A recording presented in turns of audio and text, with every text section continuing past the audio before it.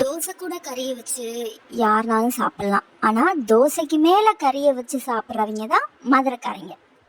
1000 tiffin item இருக்கலாம், ஆனால் கறி தோசை தான் எப்பயுமே ஆளினால் அழகுராஜா. இட்லி தோசைன்னு சாப்பிட்டு நாக்கு செத்து போயிருந்தா ஒரு தடவை கறி தோசை செஞ்சு மதுரை ஸ்டைலில் சாப்பிட்டு பாருங்க, அப்புறம் மிஸ் பண்ணவே மாட்டீங்க.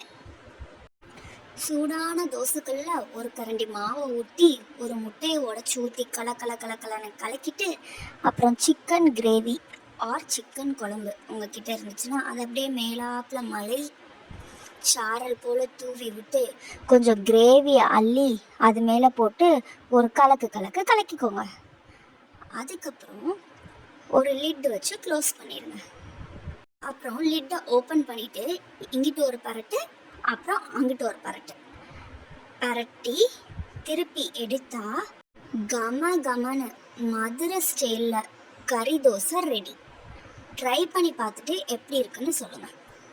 மாமதுரை அன்னக்கொடி வாமதினி அன்னரடி மருத மெச்சும் வண்ணக்கொடி வாமதினி நல்ல